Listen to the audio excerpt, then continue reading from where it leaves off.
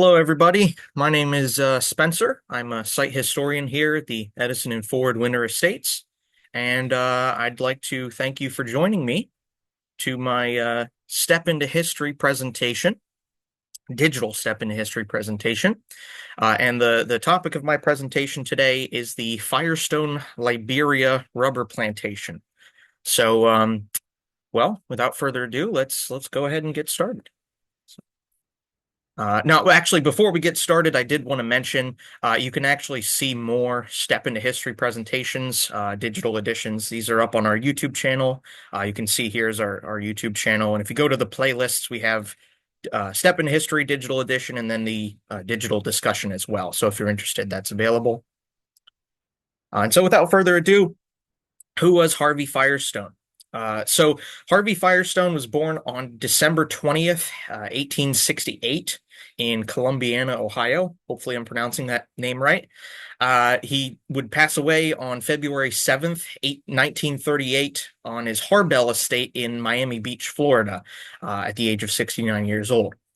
Now, he's most well known for creating the Firestone Tire and Rubber Company in Akron, Ohio, back in 1900. And starting in 1906, he would actually partner with the Ford Motor Company, beginning making tires basically for the Ford Model N, which is the design that was just before the Model T, which is more popular, more well known. He was good friends with Henry Ford and Thomas Edison. He had actually visited this estate here in Fort Myers multiple times over the years. So if you see there on the side of the screen, we have a picture of Mr. Firestone, and then also on the bottom there is a picture of from left to right Henry Ford, Thomas Edison, and Harvey Firestone. That picture was actually taken here at the estates. I believe that one was actually taken by the Rubber Laboratory, which is still here today. And then, of course, at the bottom there, we have the Firestone logo. You've probably seen these around at Firestone repair shops throughout the country. Company's still around today. Now, about Liberia. What is Liberia? So, Liberia is it's a country in West Africa. It really began in 1821, at least Liberia as we know it today. And it was actually created by the American Colonization Society, which it was kind of like a project to settle free and former enslaved Black Americans in their kind of ancestral lands of West Africa. So it mostly from the United States. There were some also, though, from South America and largely the Caribbean as well, but mostly United States. And so the population largely made up of Americo-Liberians, those are the settlers, and then also the indigenous tribes from that area who were always there. And so ultimately, the settlers would declare independence in 1847, and the government was first recognized by the United States under President Abraham Lincoln. The capital city is called Monrovia. It's actually named after American President James Monroe because he was a prominent supporter of the American Colonization Society. And the pictures here on the side, you can see we have a map of Liberia, Monrovia there on the coast, and then we also have a certificate of membership for the American Colonization Society, and we also have the Liberian flag, which, if you probably notice, the Liberian flag is very reminiscent of the flag of the United States, and that is intentional. It's kind of Liberia as a country, in theory, from the beginning, was to sort of be a modeled after the United States with our kind of governing style and all sorts of things like that. So their flag intentionally is to kind of symbolize that a lot of these Americo-Liberians are from the United States, or they came from the United States. But yeah. So what does Firestone want in Liberia? Well, during World War I, rubber was pretty scarce. It was largely being used for the war effort, tires for cars and assembly line material, stuff like that. And so after the war ends, you get to the 1920s, rubber prices are very high. Most of the United States rubber supply is being purchased from Southeast Asia. And there's a lot of people concerned that if there is another war or some kind of national emergency, that we could get cut off from our rubber supply, and obviously that would be pretty catastrophic, kind of disable a lot of industries. So Harvey Firestone, he's very concerned, and he thinks we need to have an affordable rubber supply or rubber crop that is kind of in American ownership. And so he actually talks to Thomas Edison and Henry Ford about this. Thomas Edison actually decides to look into growing a rubber crop here in the United States, trees and plants that produce latex, the main ingredient. And he does that largely here on his Fort Myers estate. So that's a large part of what he was doing here in Fort Myers by the 1920s. Um, Henry Ford, he actually tries as well. He purchases land in along the Amazon rainforest along the Amazon River in Brazil. Quite a bit of land. He creates Fordlandia. My colleague Chase, he actually has a very good presentation on that. That should be available online on our YouTube channel. But long story short, that doesn't work out. And neither does Edison's efforts, really. But Harvey Firestone, he looks into it to himself, of course. And so originally he looks towards the Philippines, which is under the control of the United States at this point in time as a kind of de facto colony. That doesn't work out. Turns out they have laws against people outside of the Philippines owning significant swaths of land, especially companies. So it doesn't work out. He looks into Mexico. He sends some researchers and people there to look into it. They end up fleeing the country because they're in a pretty bad civil war at that point in time, a lot of political instability. So that doesn't work out either.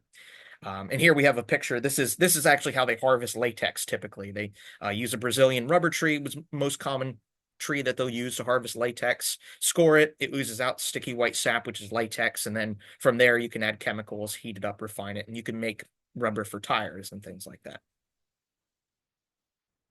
So ultimately, researchers from a bunch of different institutions, some of them are affiliated with Firestone, many of them aren't. They're also looking into this, where can we grow rubber crop? And so they find Liberia to be a very good place, fits the climate. There's already locals there who are growing in small scale, like private rubber plantations. And so Harvey Firestone takes an interest. He begins talking with the president of Liberia at the time, 1924, which is Charles D.B. King. And we have a picture of him there on the left side of the screen. So ultimately, they come to an agreement. Firestone is going to lease a failed coffee turned rubber plantation known as Mount Barclay, which was about 1,300 acres. And so he's going to lease that. He's going to grow rubber there. From what I can tell, this agreement is settled upon, but nothing actually happens from 1924 until 1926. But the President King and Harvey Firestone, the company, stay in contact. And in 1926, they actually revised that agreement, and they agree that Firestone is going to lease not only that failed rubber plantation, but he's going to lease 1,000,000 acres under the promise that he'll use Liberian laborers, local labor, stimulate the economy, and he's going to grow his rubber there. It's going to be controlled by the Firestone Company. So we have that picture of Charles King. We also have a picture of the plantation there. And then on the right, we have a poster from, I believe, the 1930s, kind of advertising. Look at the Firestone Liberia plantation. This is how your rubber is made. So there's that. And then, of course, they got to clear the land. Some of it is already semi-cleared because it was a former plantation, but a lot of it is just forested area. So they got to clear the land. A lot of the trees there are very old. They're very tough trees. And they basically decide that the simplest way to clear a lot of this forested area is to basically just burn it down. So they set fire to this forest. It's like kind of a semi-controlled fire, and they burn down a lot of land. You can see a picture of that here. Now, this is kind of the beginning of a lot of the negative aspects of the Firestone plantation, because the Liberian government is giving Firestone the go-ahead to do this, but they're really not telling Firestone that a lot of this is tribal land belonging to local indigenous groups. You see, there's kind of a rift between the largely Americo-Liberian government and the largely indigenous population. And so they're not always on good terms. They're not always in the best contact either. So a lot of this is tribal land belonging to the Bassa people, and they have certain trees that are ceremonial and sacred in their religion, and so a lot of those are burned down and damaged. Excuse me. And unfortunately, there is a small village that's in the forest as well that does get burned down. And as far as I could tell in my research, some people were killed in the process. So off to a pretty bad start already. And then here we have a map of Liberia. This is just to give you some context. It's next to Ivory Coast, Cote d'Ivoire, it's also called, Guinea, and Sierra Leone. And then you could see here, Monrovia, the capital, there in the white is that's the Firestone Rubber Plantation. So it's a significant portion of land in the country there. And then Harbel, as you see, that's a conjuncture of Harvey and Ida Bell, his wife's name. They joined that together. That was also the name of his estate in Miami Beach. And so that's kind of like a little city town that serves as a hub for the plantation. And I also thought it would give you some good context if we compare the size of Liberia to something we know, Florida. The state of Florida is actually larger in size as far as landmass than the country of Liberia. Liberia is pretty comparable to, I believe, Ohio and Virginia in size. And here you can see there's that significant portion of land, that's how much the Firestone Company owns. And if we overlay that on Fort Myers, it's actually more land than it's bigger than Fort Myers. So this Firestone Plantation, give you an idea of the size. It's bigger than Fort Myers in Florida today. So pretty significant. Now, the conditions on the plantation. Uh, Put simply, it's safe to say they're not good. So the pay, first of all, is very poor. So workers on the plantation, they made about 18 cents a day until about 1950, which is less than half of what similar work earns in other elsewhere in West Africa. Only about 1% of what the workers in Akron and the Firestone facilities there make, which is about $1.75 an hour. So pay is very poor.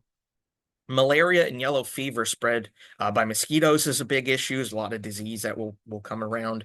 And then also river blindness, which is an illness caused by black flies, who tend to live in river areas, river adjacent areas. They'll bite people. They get these parasites and it causes them to go blind. So that's another issue. And then on top of that, the Firestone Company, a lot of the employees who are tapping the trees, they're given things like fungicides to keep the trees from dying, and other things like chemicals to keep the latex more liquid until they can actually process it. And some of these chemicals are carcinogens, and they're not given any protective equipment. Whether or not, though, these were known carcinogens at the time, not entirely sure. But given some more of what we're going to talk about later, it wouldn't surprise me if they were, and the company just didn't care. Now, and then lastly, forced labor is a known issue on the plantation from the beginning until at least 1930. So, in 1930, the League of Nations investigates this practice, which is kind of rumored that the Liberian government is forcing people into certain jobs and labor for some kickbacks or their own benefit.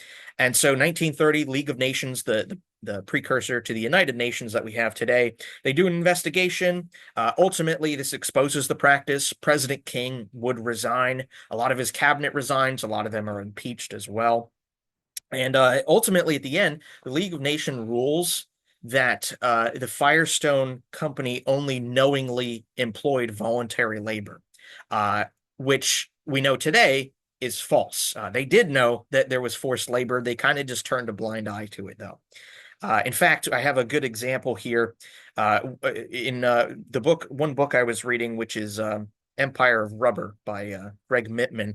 He recalls that one manager on the plantation reported that 50 exhausted and emaciated men were kind of marched onto the plantation one day by armed government guards. And, they were told that these men are here to work, don't ask too many questions. And so they hired them to work on the plantation, and ultimately 12 of them would end up dying in a week from exposure, other problems, poor health. So clearly, this is an issue. I wasn't able to find anything on if the practice was continuing after 1930. My own kind of speculation is that it might have in small numbers, but I think the majority of it ended with the League of Nations investigation and then the president resigning, because it was largely in the government corruption. It's basically what it amounted to. Now, anyways, this is another big aspect of the plantation here, which is racial segregation. The plantation is heavily racially segregated. For instance, in 1947, there's about 250 indigenous Liberians. It's largely the indigenous population of Liberia, not the Americo-Liberians who are working here. And there's 250,000 of them. They're working under about 160 white managers. And managerial positions on this plantation are white only for about 40 years since its inception. The managers on the plantations and their families, they also get local servants who are hired from mostly the local indigenous population. And this is another kind of sad, unfortunately, parallel to some instances in American history that at one point there is actually experimental vaccines and tests done on employees. So again, I mentioned earlier the problems with malaria, yellow fever, and to a lesser extent, river blindness from the black flies. That the management and the higher ups, they want to cut down on these illnesses. So they get word of these experimental vaccines that are being come up with for malaria, and a lot of the employees are given these vaccines. And how much they knew about what was actually in the vaccines, the employees, that is, it's kind of doubtful. I don't know. But basically, it was a known experimental vaccine. It wasn't approved for large scale use. And then the medical staff on the plantation, they're observing, they're trying to see how it's working. They think the malaria vaccine is working because a lot of these employees aren't getting malaria nearly that much. So they start giving it to the managers and their families, but they're still getting malaria at a pretty consistent rate. And then they figured out, well, it wasn't actually the vaccine that was working. It was just that the local population, having lived there for, a long time, they've kind of built up a natural immunity. So it's not actually the vaccine. And then on top of that, another instance is servant staff of the white managers were required to take a drug called quinoplasmaquin daily. And they were also subject to regular exams, trying to stop malaria from spreading. I guess the idea was that if they're near the managers and they get bit, and then the mosquitoes bite the managers, that transmits the infections. The logic here seems a little questionable. But at any rate, at this time, the drug was ill-advised for routine use by the United States Surgeon General. So it's not good. It's clear that the management and the very higher ups at this time, they don't really have their employees or the workers, Liberians' best interests in mind, at least as far as conditions. So now on to our next topic here, we have the facilities. So there were a lot of facilities provided for the employees on the plantation. On top here on the left, we have a picture. There's housing that's modeled after the housing of workers in Southeast Asian rubber plantations. And they're pretty good. They're pretty good, all things considered, at the time when they're first installed in the 1920s, 1930s.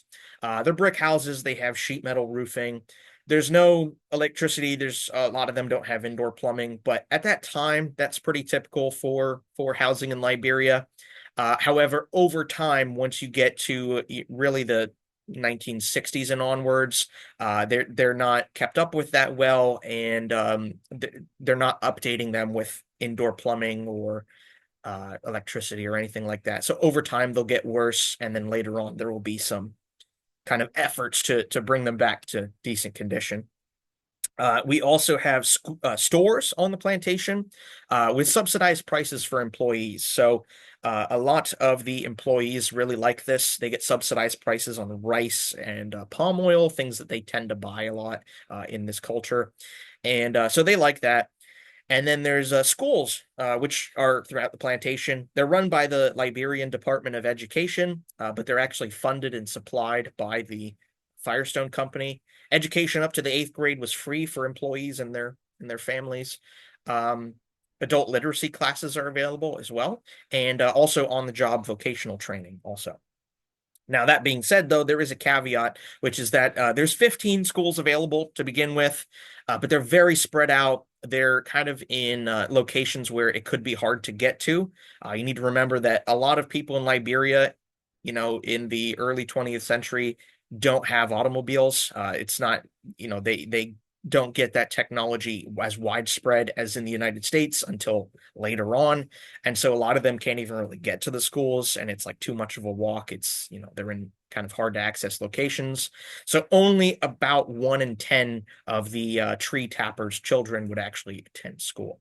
And then also the schools are segregated. Some of them are for the managerial staff and their children only.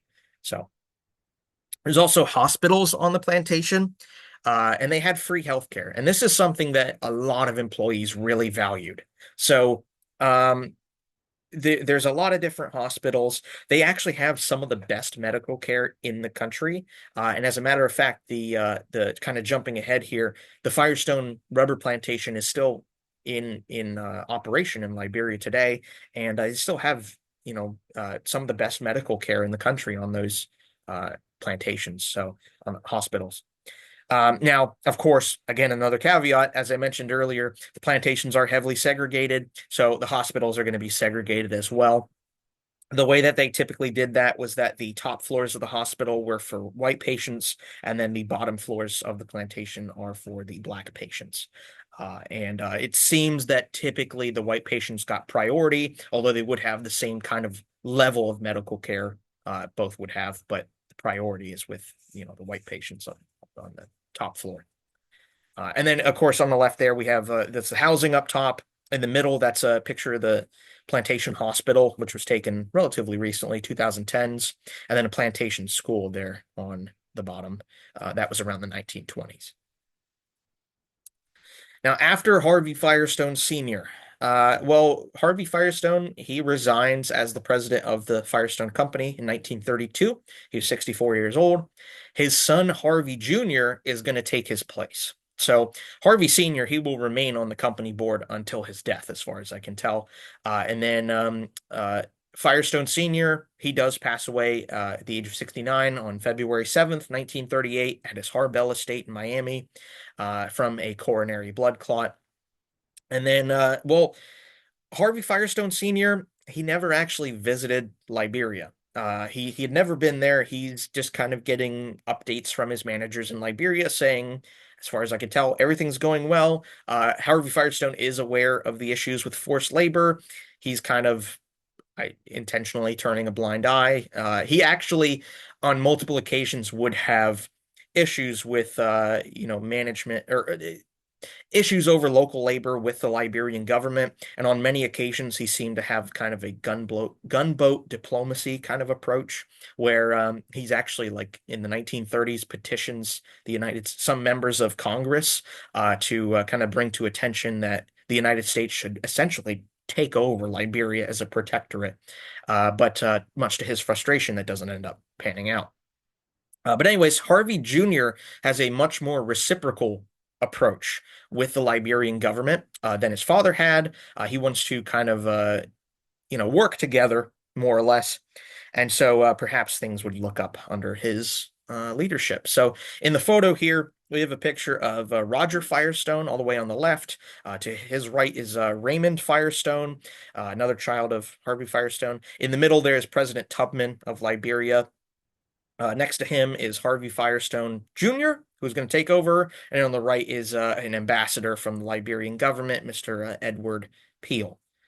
So under Harvey Firestone Jr., under his leadership, we get to World War II. So, not his fault, of course, but so World War II happens, uh, and Harvey Firestone's and Thomas Edison, Henry Ford's, a lot of their worst fears with this rubber crop in Southeast Asia are realized, and that's that the rubber plantations over there are captured by the Japanese Empire. So they're taken over. A lot of the Allied powers, the United States, Great Britain, etc., they lose access to this natural rubber crop.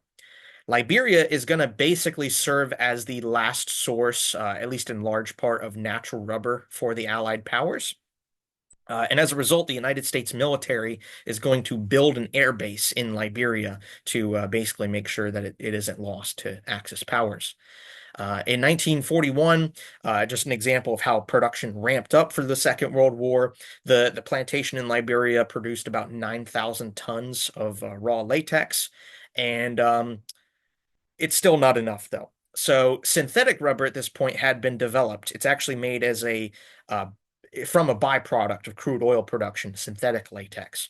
And so that largely replaces natural latex. And Firestone Company, as a result, they're also producing their own synthetic tires by 1942. And we actually have a poster here advertising that report to America on synthetic rubber, today in wartime, tomorrow in peacetime. So Firestone Company is advertising their new development in this synthetic rubber. Theirs was called butaprene, as just their particular formula. However, natural latex does have some advantages over synthetic latex. For instance, airplane tires on their landing gear, they tend even today to still be made out of natural rubber as opposed to synthetic because it tends to hold up better with the massive temperature changes between high altitude and low altitude, and they hold up better. So there's several other purposes as well, but that's just to name one. And so as a result, the plantation and its latex, they're going to continue. Even if synthetic rubber is perfectly fine for most of their purposes, there are still some niche purposes that natural rubber is going to be important. So they're still producing that for the war effort as well. So now we're getting to after World War II. After World War II in the 1940s, the healthcare and schooling facilities are going to be expanded on the plantations. That's something that a lot of the employees wanted, so they will actually do that.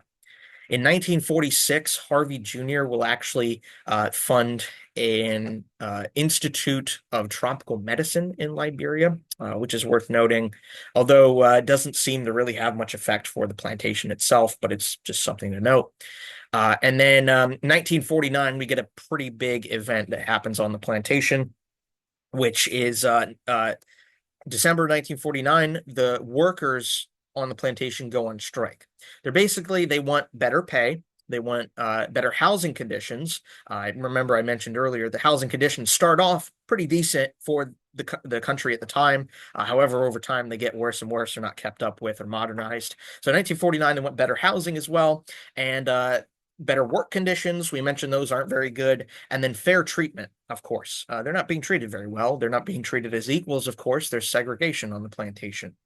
So ultimately, the strike goes on for a while. The head manager on the plantation agrees to make improvements, and he agrees not to retaliate against any of the strike leaders. And so they agree. They end the strike. They go back to work, but the management, they only implement a 2-cent raise, which is, it's something, but it's not much at all, even back then. And immediately he violates his agreement, which is that he fired the strike leaders, the organizers of the strike, which he promised not to do. So obviously the workers are very upset by this. Some of them would go around the plantation. They burn the rubber trees, basically hurting the company's profits. They dumped out large vats of latex.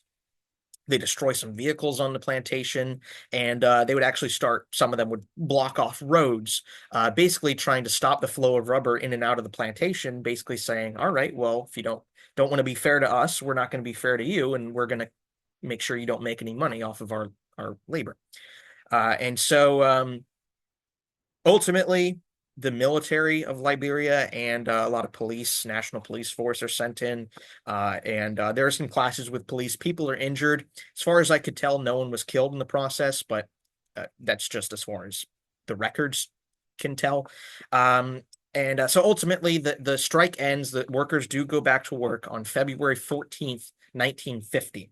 And they get a 40% raise. So they're now making 28 cents a day, much better than what they were. It's still not great compared to, it's nothing compared to what workers in the United States are making, say in the Akron Firestone plant, but no other demands are met. So nothing else, conditions, housing, better treatment, that's not really addressed that much. And then here's a picture. This is, as far as I could tell, this picture's from the 1960s. I couldn't find any pictures of the strike from 1949, 1950, interestingly enough. But yeah, that's them waiting in line to weigh the latex that they harvested for the day.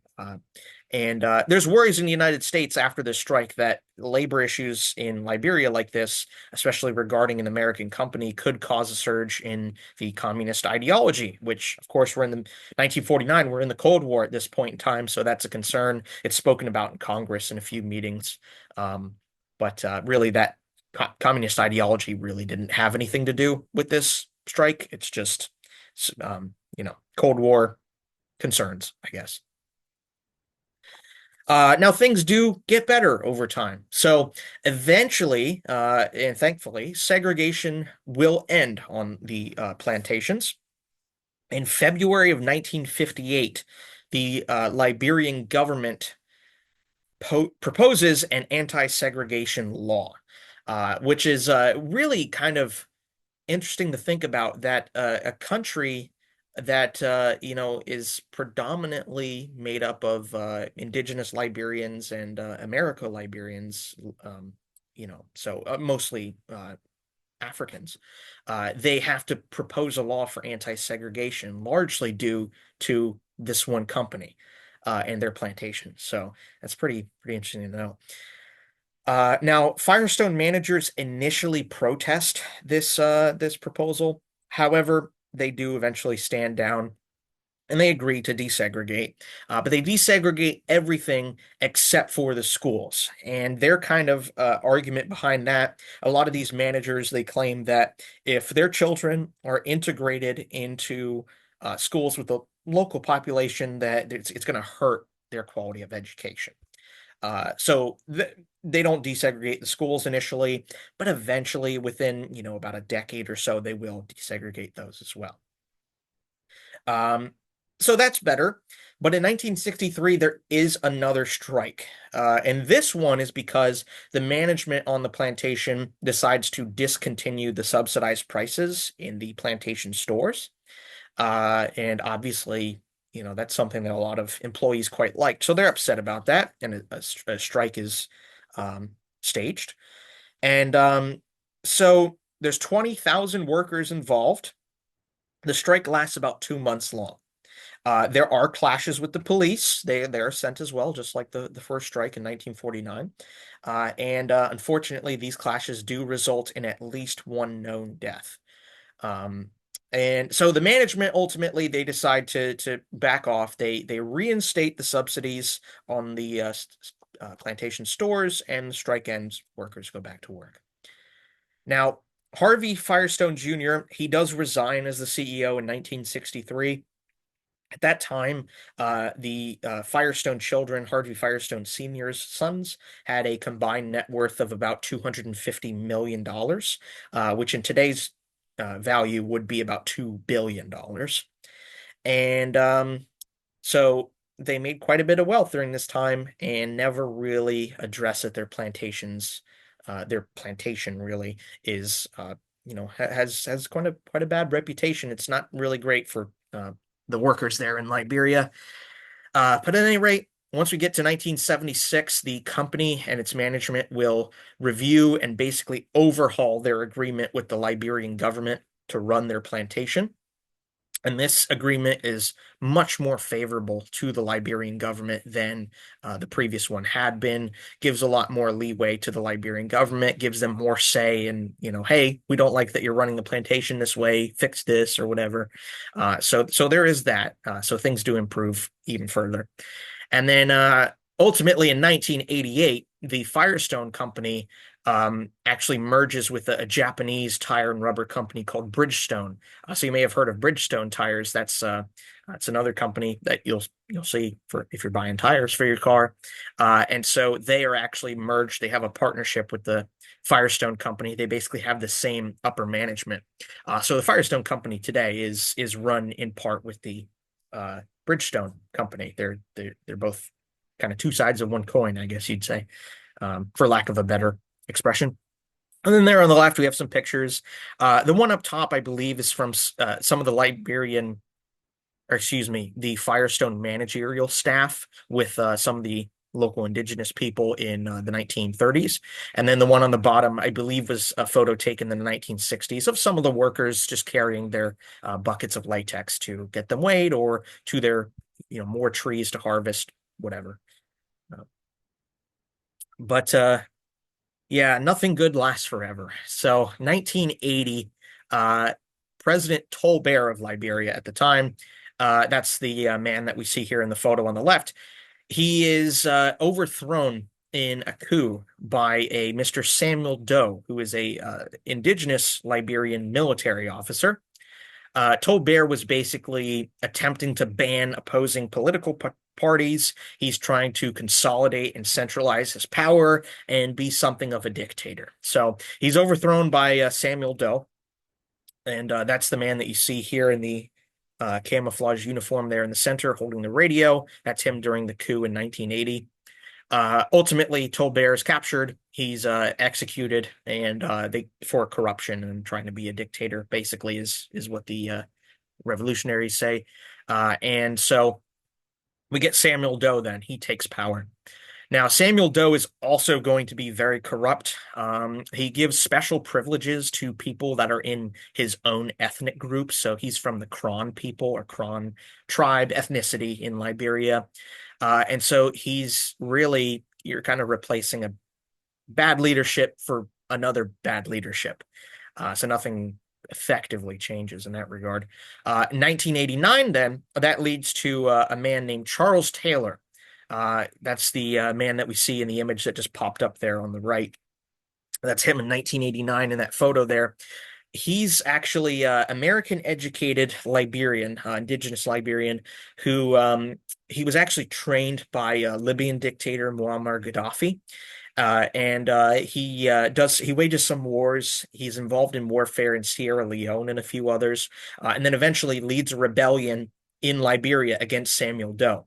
And ultimately, at the end of that war, or the war continues on. It's kind of complicated, but eventually his forces do overthrow Samuel Doe, and he's captured just like his predecessor, President Tolbert. He's arrested. He's executed, killed in 1990. So Charles Taylor, he's also not a great leader. He's very unethical. So Charles Taylor's forces gained this reputation for killing civilians. Many of the Kron ethnic group, it seems that these are kind of reprisals and mass violence as a sort of retaliation, for lack of a better term, against the people that Samuel Doe gave his people, he gave um, privileges to, and they commit a number of other war crimes and atrocities. So rape, use of forced labor, enslavement, looting, and the use of child soldiers as well. And we have a photo here on the bottom left. That is a photo of one of the child soldiers during the Liberian Civil War there. And then on the right, that's I believe one of the government troops of Liberia on the Firestone Plantation standing guard. I believe that photo, though, was taken after Charles Taylor had actually been ousted, if I'm correct, if I'm not mistaken. Now, during the war, Charles Taylor's forces they take over the Firestone Plantation, they capture it. In order to continue their operations, the Firestone Company they agree to recognize Charles Taylor as the legitimate government of Liberia, and to pay him taxes. If he's a legitimate government, they got to pay him taxes, just like they were the previous government. And so they pay him taxes. They treat him like the actual ruler of Liberia, even before he takes over. And well, Charles Taylor uses these funds to fund his army and continue committing these atrocities. The managers just basically want to keep the money and the rubber flowing. Eventually, in 2003, Charles Taylor is kind of forced out of power into exile. He actually goes to Nigeria and hides out there. He would be wanted by Interpol for crimes against humanity. He is eventually arrested and extradited. He's arrested in Liberia. They sentence him in the United Nations trial. They sentence him to 50 years imprisonment, and he is alive today. He's still serving out that sentence at a maximum security prison in the UK that agreed to house him. And so, my personal opinion, I think 50 years seems to be kind of a slap on the wrist for the pretty heinous crimes that he was responsible for, but that is ultimately the result that happened. So fast forward to today. What's Liberia like today? What's the plantation like today, primarily? The plantation is still in operation. The conditions far better than they used to be. Still, it is rough work harvesting latex, and a lot of the transport jobs on there. So they're hard jobs. The hospitals in the plantations, they are still some of the best medical care in the country. During the Ebola pandemic in the early 2010s, you actually saw you have the Liberia plantation, Firestone plantation opens up their medical facilities not only to employees but to pretty much anyone in the country who needs treatment for Ebola, since they're really the best equipped to treat it. So we have a photo there on the top left of the screen, which is some of the Firestone medical staff during that pandemic. And then in the center there, we have a picture. That's the and the center photo on the left. That's the Firestone plantation headquarters in Liberia, in Harbel. On the right there, we have some of the workers, of course. Today, 99.7% of the staff is Liberian. So it's no longer the case that, it's segregated and there's, these white managers from mostly the United States, and then, everyone else is working on the plantation, the locals. Now it's mostly Liberians. There's still employees from overseas, Liberian, in the plantation, but most of it's Liberian staff. They now have 24 schools across the plantation. They're pretty good schooling. And we have a picture there on the bottom left. That's some of the Firestone School students receiving an academic award. And then workers and their family, they get free health care. They still get that free education. And it is the largest private employer in the country today. So that's what we have for the Firestone Liberia plantation. It's a pretty rocky history, I guess I would say. A lot of bad things happen there, and to this day, the Firestone Company, they really don't address it at all. If you look at the Firestone Natural Rubber Company, is what they call their Liberia kind of division or sub company. You look at their website, they boast about, we work with the Liberian people, trusted partnership for over 100 years, or 100 years now, and there's no mention that there was all these kind of bad happenings on the plantations, which I suspect is a PR move, but something that probably should be acknowledged. But at any rate, these are my sources that I used for my information. I have two highlighted that were especially important to my research. So Greg Mittman, he wrote a book called Empire of Rubber, Firestone Scramble for Land and Power in Liberia. That's a very good book. That is the bulk of my information comes from there.